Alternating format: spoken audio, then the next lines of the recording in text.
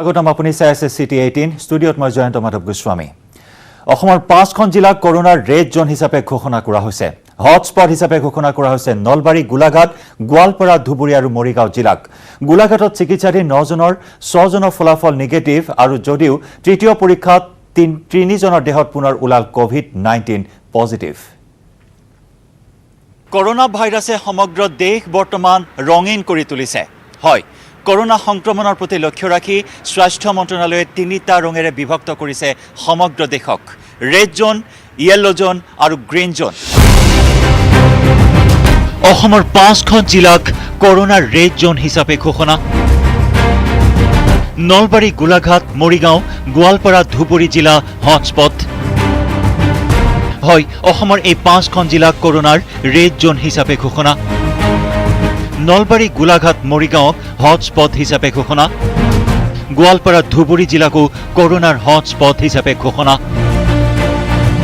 দেশৰ প্ৰত্যেকখন ৰাজ্যক সামৰি দেশত আছে সৰ্বমুঠ 734খন জিলা আৰু এই 734খন জিলাৰ 170খন জিলাক ৰেড জোন হিচাপে চিহ্নিত কৰা হৈছে 207খন জিলাৰ ওপৰত তীক্ষ্ণ নজৰ ৰখা হৈছে আৰু এই 207খন জিলা হৈছে ইয়েলো জোনৰ অন্তৰ্ভুক্ত আৰু ঠিক তেনেদৰে 734খন জিলাৰ 359খন জিলাক গ্ৰীণ জোন হিচাপে চিহ্নিত কৰা হৈছে য'ত কৰোনা ভাইৰাছে এই মুহূৰ্তলৈকে স্পৰ্শ কৰিব পৰা নাই আৰু এই 359খন জিলাত এজনো পজিটিভ কোভিড-19 পজিটিভ চিনাক্ত হোৱা নাই হয় সমগ্ৰ দেশত 170খন জিলাক ৰেড জোন হিচাপে চিহ্নিত কৰা হৈছে দেশৰ প্ৰায়সমূহ ৰাজ্যৰ সকলো জিলাক বিভিন্ন জোনত ভাগ কৰা হৈছে ইয়াৰে 207খন জিলা নন হটস্পট শ্ৰেণীত অন্তৰ্ভুক্ত কৰা হৈছে কোভিড-19 ৰোগীৰ ওপৰত ভিত্তি কৰি ৰেড জোন গ্ৰীণ জোন আৰু অৰেঞ্জ জোনেৰে চিহ্নিত কৰাৰ ব্যৱস্থা কৰিছে দেশৰ স্বাস্থ্য মন্ত্ৰালয়ে উল্লেখযোগ্য যে ভাৰতবৰ্ষত বিগত 24 ঘণ্টাত সৰ্বাধিক 1173 জন কৰোনা ৰোগী চিনাক্ত হৈছে ইফালে ৰেড জোন হিচাপে চিহ্নিত গোলাঘাট জিলাত কোভিড-19ত আক্ৰান্তৰ সংখ্যা সৰ্বাধিক জিলাখনৰ মুঠ 9জন কোভিড-19 পজিটিভৰ দ্বিতীয় পৰীক্ষাৰ ফলাফল নিগেটিভ আহিছিল যদিও তৃতীয় পৰীক্ষাত 3জনৰ আহিল পজিটিভ এই বিষয়টোৱে পুনৰ চিন্তিত কৰি তুলিছে গোলাঘাট জিলাবাসীক গোলাঘাটত চিকিৎসাধীন 9জনৰ 6জনৰ নিগেটিভ ফলাফল লাভ কৰাত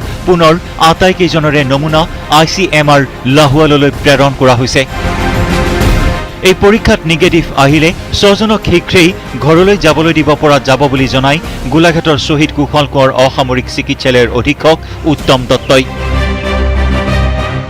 আজি আকৌ আমি সেই ওপৰৰ পৰা আমাৰ ডিৰেকশ্যন আহিলে যে আটাইকেইজন ৰোগীৰে চেম্পল কালেক্ট কৰি এবাৰ আমাক ডিব্ৰুগড়ৰ ICMRলৈ পঠাবলৈ নিৰ্দেশ দিছে আৰু সেই মৰ্মে আমি এতিয়া চেম্পল কালেক্ট কৰি আছোঁ আৰু খুব কম সময়ৰ ভিতৰতে আমি এইটো লাহোৱাললৈ পঠাম বৃহস্পতিবাৰে নিশাৰ ভিতৰত নতুনকৈ কোনো লোক আক্ৰান্ত নহলে অৰেঞ্জ জোনলৈ পৰিণত হ'ব গোলাঘাট এই কথা সদৰি কৰিলে গোলাঘাট জিলাৰ উপায়ুক্ত বিভাস চন্দ্ৰ মোদীয়ে 2 তাৰিখে লাষ্ট কোভিড পেশেন্ট আমি পাইছোঁ তাৰপিছত এতিয়ালৈকে কোনো পজিটিভ কেছ আমাৰ তাত নাই সেইকাৰণে 16 তাৰিখে আমাৰ 14 দিন কমপ্লিট হ'ব তাৰপিছত আমি অৰেঞ্জ জোনত গুচি যাম মৰিগাঁও জিলাকো ৰেড জোন হিচাপে চিনাক্ত কৰাত চিন্তিত হৈ পৰিছে জিলাবাসী উল্লেখযোগ্য যে মৰিগাঁও জিলাত মুঠ 4জনৰ দেহত কোভিড-19 ধৰা পৰিছিল মৰিগাঁৱত কোভিড-19ত 4জন ব্যক্তি আক্ৰান্ত হৈছে স্বাভাৱিকতে এটা উদ্বেগৰ বিষয় হটস্পট বা ৰেড জোনত আমাৰ মৰিগাঁও জিলা অসমৰ অন্যান্য 4খন জিলাৰ লগতে অন্তৰ্ভুক্ত হৈছে নামনি অসমৰ নলবাৰী ধুবুৰী আৰু গোৱালপাৰা জিলাকো ঘোষণা কৰা হয় ৰেড জোন হিচাপে নলবাৰীৰ 4গৰাকী লোকৰ দেহত ধৰা পৰিছিল কোভিড-19 পজিটিভ অৱশ্যে আটাইকেইগৰাকী আছিল উত্তৰ প্ৰদেশৰ অসমত 5খনকৈ জিলা ৰেড জোন হিচাপে ইতিমধ্যে ঘোষণা কৰা হৈছে আৰু তাৰ ভিতৰত নামনি অসমৰ 3খন জিলা পৰিছে নলবাৰী ধুবুৰী আৰু গোৱালপাৰা এই নামনি অসমৰ এই 3খন জিলা ৰেড জোন হিচাপে ঘোষণা হোৱাৰ পিছতে এতিয়া বিশেষকৈ নলবাৰীত আতংকময় পৰিৱেশে বিৰাজ কৰা পৰিলক্ষিত হৈছে আৰু নলবাৰীৰ যিহেতু নলবাৰীৰ পৰা 4গৰাকীকৈ লোকৰ দেহত কোভিড-19 পজিটিভ ধৰা পৰিছিল গোলাঘাটৰ পৰা ইউনুছ আলী, মৰিগাঁৱৰ পৰা পৱনজ্যোতি ডেকা আৰু নলবাৰীৰ পৰা ত্ৰিদীপ কলিতাৰ report, news 18 Assam north east. অহা 20 এপ্ৰিলৰ পিছত কৃষি পথাৰত নামিব পাৰিব কৃষক, কিন্তু কৃষি পথাৰতো সামাজিক দূৰত্ব বজাই ৰাখিব লাগিব কৃষকে। খোলা থাকিব সাৰ দৰৱৰ দোকান। তেজপুৰত এক সংবাদমেল সম্বোধন কৰি এই কথা জনালে কৃষি মন্ত্ৰী অতুল বৰাই।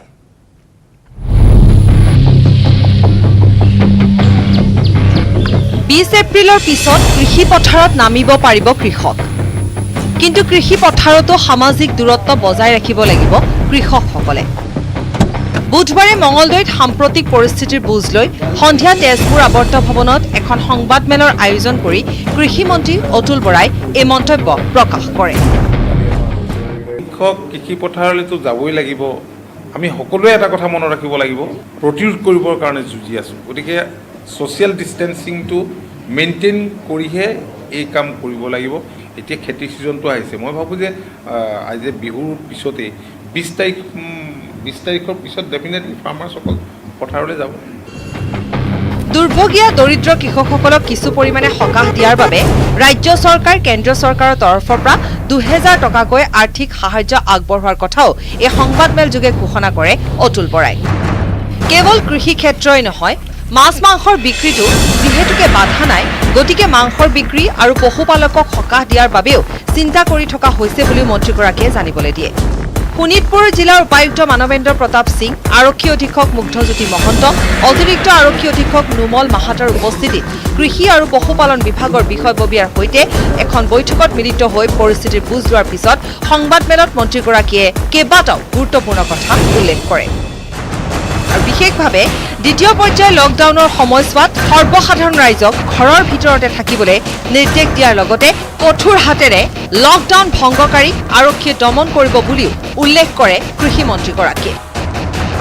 উল্লেখযোগ্য যে সাংবাদিকৰ প্ৰশ্নৰ উত্তৰত কৃষিমন্ত্ৰীগৰাকীয়ে প্ৰসংগক্ৰমে ৰাজ্যৰ কৃষকৰ উৎপাদিত সামগ্ৰী ৰাখিব পৰাকৈ ৰাজ্যখনত অদ্যপি কোল্ড ষ্টৰেজ ব্যৱস্থাই বিশেষ অগ্ৰগতি লাভ নকৰাৰ কথা উল্লেখ কৰিছে কৃষিমন্ত্ৰীগৰাকীয়ে। আমাৰ যিবিলাক কোল্ড ষ্টৰেজ অসমত ইফালে লকডাউনৰ সময়ত আৰক্ষীয়ে বাধা প্ৰদান কৰিলে কৃষকে সাৰ দৰৱ ক্ৰয় কৰিব অহা বিষয়টো বুজাই ক'বলৈ আহ্বান জনালে শোণিতপুৰৰ উপায়ুক্তই।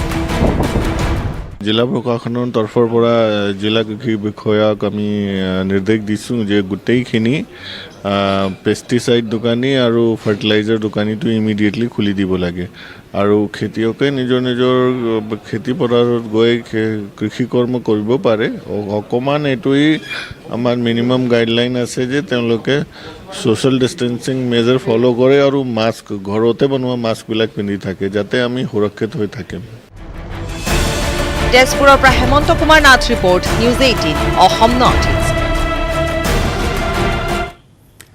ৰাজ্যত তলাবন্ধৰ সুযোগ লৈছে একাংশ অসাধু ব্যৱসায়ীয়ে। মূল উৎসত দাম বৃদ্ধি নোহোৱাৰ পিছতো একাংশই অধিক দামত বিক্ৰী কৰি আহিছে মাছ, মাংস, কণী। ইপিনে সুযোগ বুজি মূল্য বৃদ্ধি নকৰিবলৈ মুখ্যমন্ত্ৰীয়ে সকীয়াই দিছে এনে অসাধু ব্যৱসায়ী চক্ৰক। সাৱধান অসাধু ব্যৱসায়ী চক্ৰ।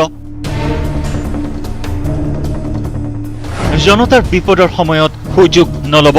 ৰাজ্যৰ হাঁহ, কণী, মাংস ব্যৱসায়ীলৈ আহ্বান অসম পশুধন আৰু হাঁহ কুকুৰা নিগমৰ অধ্যক্ষ মনোজ শইকীয়াৰ।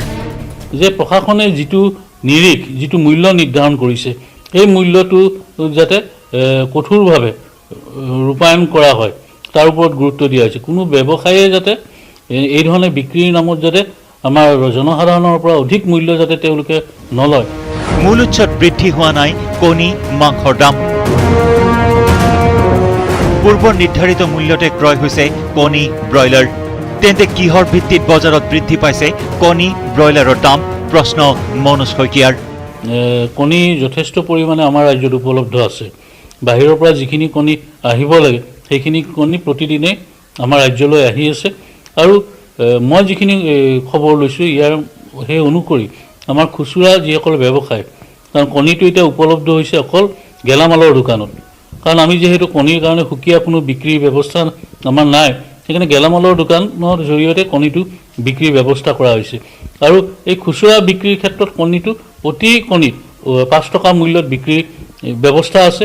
আৰু তাতকৈ যদি কোনোবাই অধিক মূল্যত কণীৰ নামত ধন ল'ব বিচাৰে তেতিয়াহ'লে তেনেধৰণৰ ব্যক্তিৰ ওপৰত কিন্তু ব্যৱস্থা হাতত লোৱা হ'ব।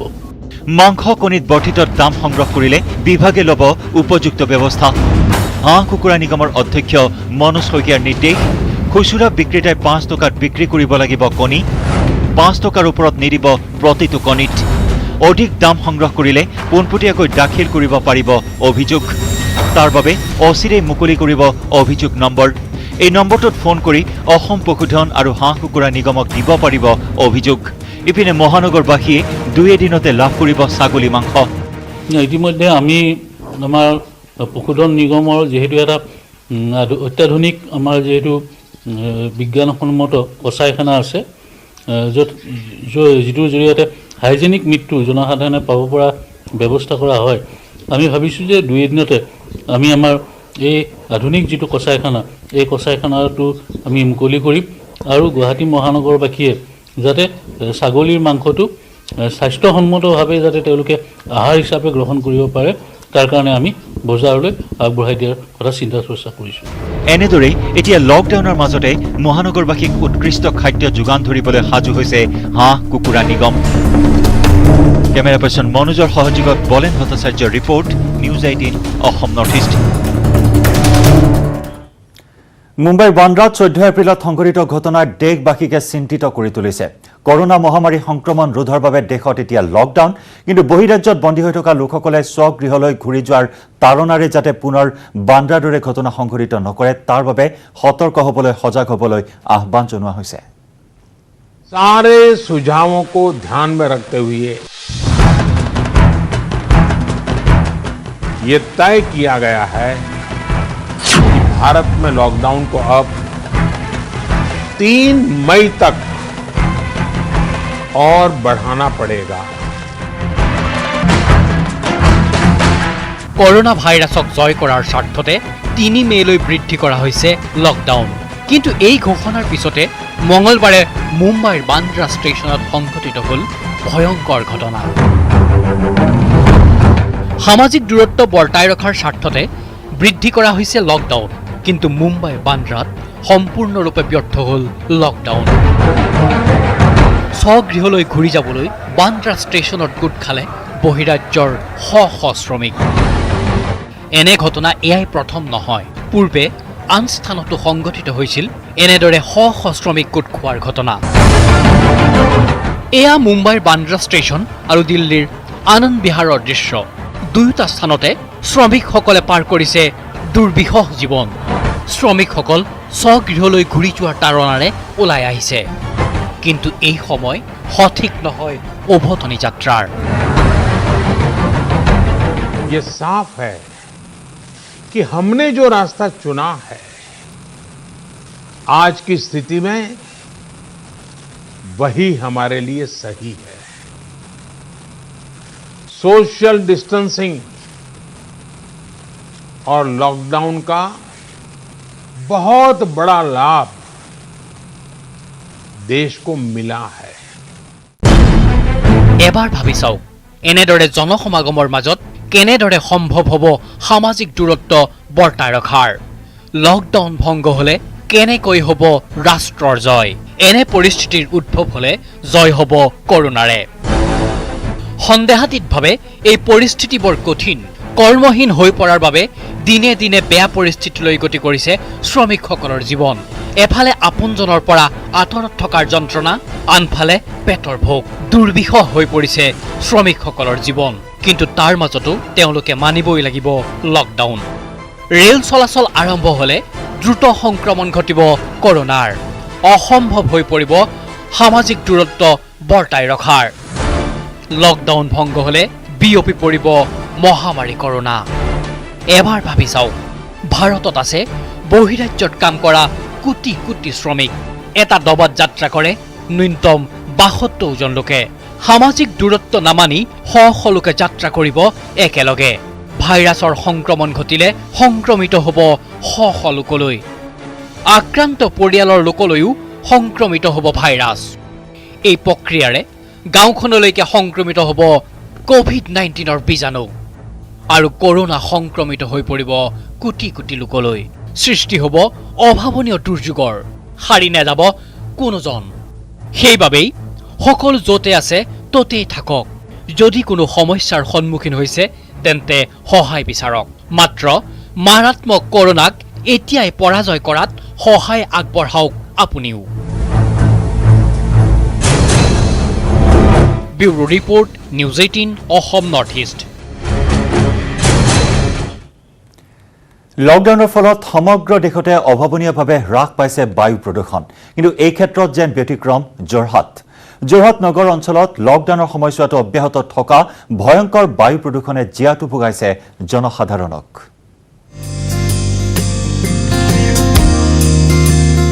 লকডাউনৰ ফলত সমগ্ৰ দেশতে অভাৱনীয়ভাৱে হ্ৰাস পাইছে বায়ু প্ৰদূষণ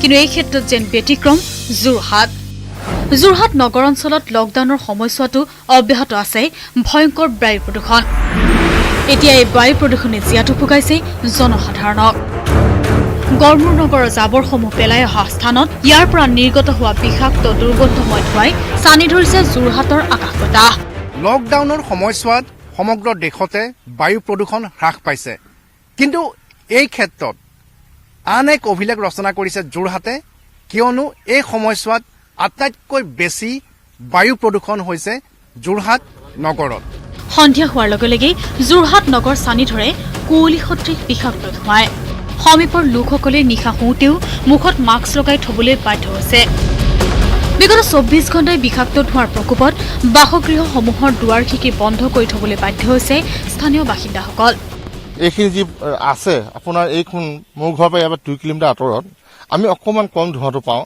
কিন্তু এইখিনিত আপোনাৰ ৰজাবাৰী বাঁশবাৰী পূজাডুবি গড়আলি নআলি বঙালপুখুৰী এইফালে পুৰণা কবত গাঁও দামনি কবত গাঁও এইফালে শুৱনি গাঁও পৰা আৰম্ভ কৰি এই বৃহত্তৰ প্ৰায় 15-20খন গাঁও আজুৰি এইখিনি মানুহে সন্ধিয়া সময়ত মাস্ক আমি আগৰ পৰাই মাস্ক লগোৱা অভ্যাস আছেই তাৰমানে আমি এতিয়াহে মানুহ লাগিছে আমি 4-5 বছৰৰ পৰা এনেকৈ মাস্ক লগোৱা এইবোৰ আমাৰ এই 4-5 বছৰ আগৰ তাৰমানে আমি লগাই থাকোঁ এই ক্ষেত্ৰত নীৰৱ হৈ আছে সংশ্লিষ্ট কৰ্তৃপক্ষও মানে যোৱা ৰাতি মানুহ হোৱা নাই তাৰ দিন ৰাতি মানুহ শুবই পোৱা নাই বাহিৰতো বাদে দিয়ে ভিতৰতো শান্তি থাকিব পৰা নাই ঘৰৰ ভিতৰত কাপোৰ কানি গোন্ধ হৈ গৈছে উশাহ ল'বলৈ কষ্ট হৈছে যোৰহাটৰ পৰা কেমেৰা পাৰ্চন পূৰ্ণ বিকাশৰ সহযোগত Gautam Bora report news 18 Assam north east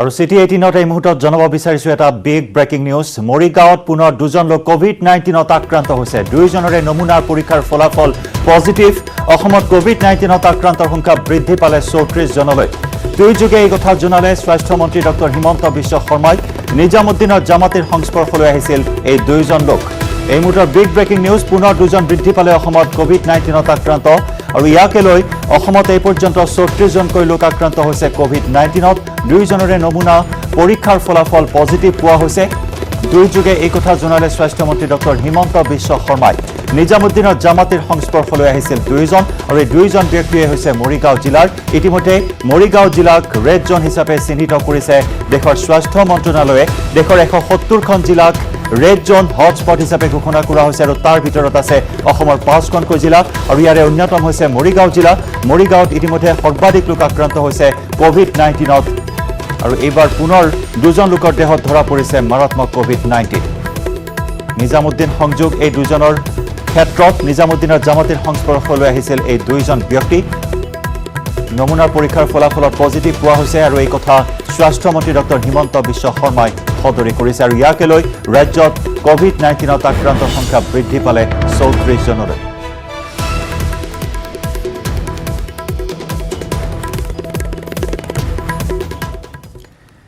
চীনৰ পৰা আৰম্ভ হৈছিল বিশ্বজুৰি মহামাৰীৰ ৰূপ ধাৰণ কৰা কৰোনা ভাইৰাছ এই কালৰূপী কৰোনাৰ বিৰুদ্ধে যুঁজিবলৈ চীনৰ পৰা অসমলৈ অনা হ'ল PPE কিট বিশেষ বিমানযোগে গুৱাহাটীলৈ অনা হয় প্ৰায় 50,000 পাৰ্চনেল প্ৰটেক্টিভ ইকুইপমেণ্ট কিট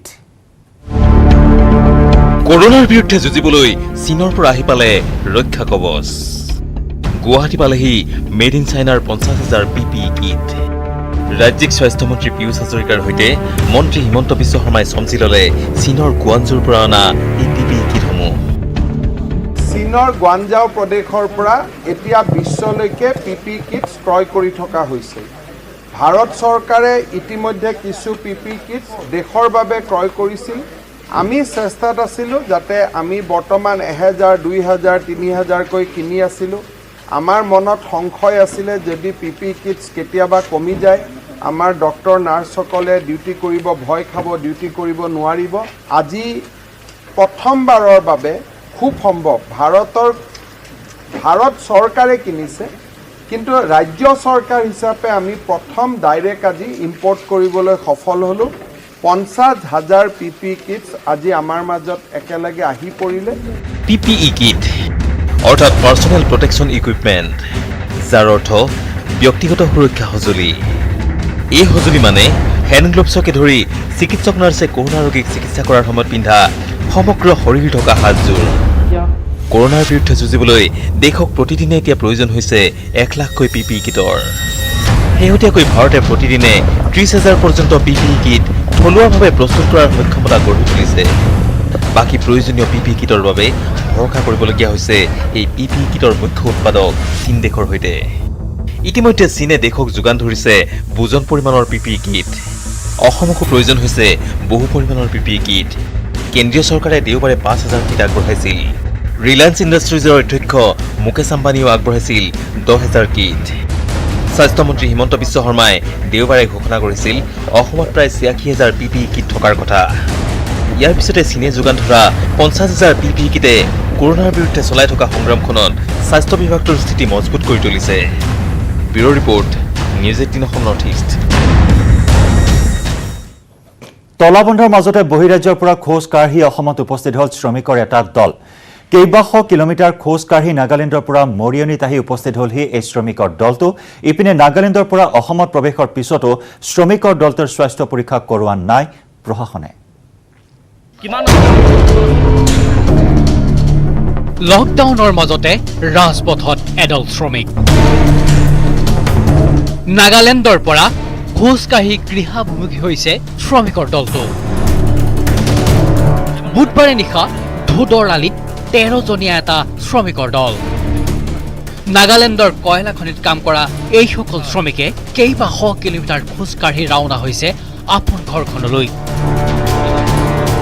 নাগালেণ্ডৰ লংলেই জিলাৰ পৰা পুৱা 4 বজাৰে পৰা ভোকে লঘোণে খোজকাঢ়ি আহি নিশা উপস্থিত হৈছে ই মৰিয়নীত। লকডাউনৰ মাজত অসমৰ শ্ৰমিকসকল আবদ্ধ হৈ পৰিছিল নাগালেণ্ডৰ লংলেইত। লকডাউনতে বহুকেইদিন গ'ল। এফালে অৰ্থৰ নাটনি, আনফালে খাদ্যৰ নাটনি।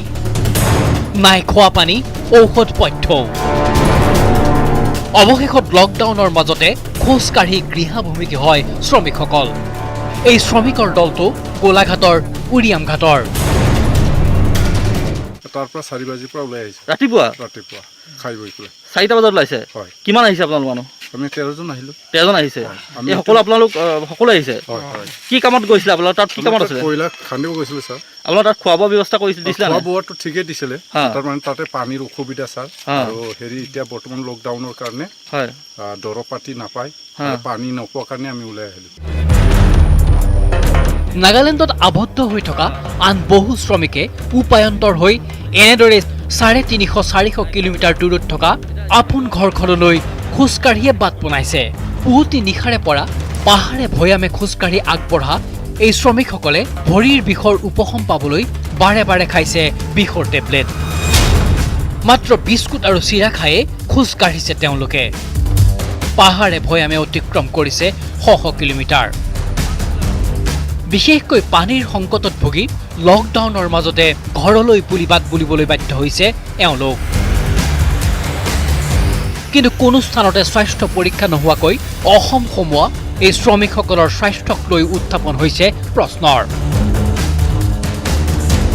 মৰিয়নীৰ পৰা Jyotiprasad Gogoi report, news 18 Assam north east.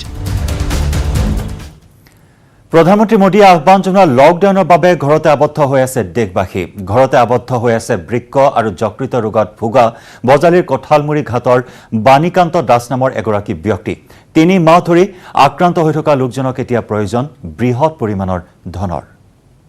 মোৰে ল'ৰা এতিয়া টকা নাই, পইচা নাই, এনেকৈ বুঢ়া বুঢ়ী দুটাই আমি আগত লৈ চাই আছোঁ। একো উপায় বুদ্ধি নাই আৰু আমাৰ কোনো এটা সহায় বুদ্ধি নাই।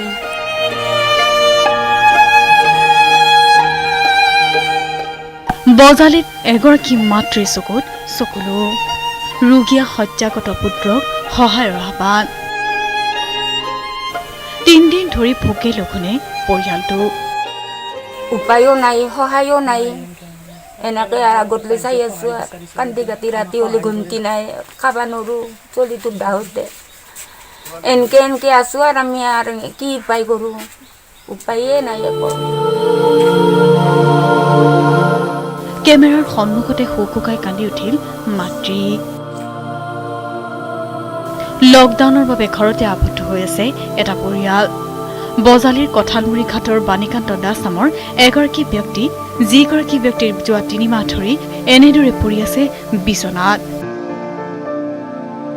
লিভাৰ আৰু কিডনী বিকল হৈ ঘৰতে দিন অতিবাহিত কৰিছে বাণীকান্ত দাসে বাণীকান্ত দাসৰ চিকিৎসাৰ বাবে এতিয়া পৰিয়ালটোক অধিক ধনৰ প্ৰয়োজন আপোনালোকে যদি সহায় কৰে চৰকাৰৰ পৰা ৰাইজৰ পৰা অলপ আমাক কৰিলে আমি ভাল পাম এতিয়া আমাৰ একো ব্যৱস্থা নাই গৰীব মানুহ আমি লকডাউনৰ বাবে একমাত্ৰ ঘৰৰ কাম কৰি জীৱিকা নিৰ্বাহ কৰি চলোৱা বাণীকান্ত দাস এতিয়া শয্যাগত 3 দিন ধৰি পেটত খুটকণতাও পৰা নাই পৰিয়ালটোৰ এতিয়া মাথো ৰাইজৰ লগতে চৰকাৰলৈ কাটৰ আহ্বান মাতৃ আৰু পত্নীৰ এতিয়া মানুহজনে খাব নোৱাৰি এতিয়া কি কৰোঁ ঘৰক আনিলোঁ আমি ঘৰক ডাক্তৰে আনবাৰিলা তাৰপিছত আৰু ডাক্তৰে পিছত নিবাৰিলাক আমি নিলোঁ একবাৰ লাগ নাপালোঁ তাৰে পিছত আৰু পালোঁ আমি তাক লাগ পাই মাত্ৰ ডাক্তৰে ক'লা ঘৰক নি ইয়াতে আৰু কাম নহয় সেনেকৈ ক'লা আমি আৰু গুচি আহিলোঁ আহি এতিয়া আমাৰ নিবাৰ ইচ্ছা আছিল চিকিৎসা কৰিব মন আছিল এতিয়া টকা নাই পইচা নাই ক'ৰ পৰা আমি সহায় বা নাই গাঁৱৰ পৰা সহায় বা নাই এনে 2-1 গিৰি মানুহে দিছি খাইছোঁ সেইখিনি খাই দিওঁতে আমাৰ নহয় এতিয়া আমি 4 দিন সুখে আছোঁ এই মানুহজনক আমি কি খুৱাম পাঠশালাৰ পৰা Dhrubajyoti Talukdar news 18 Assam north east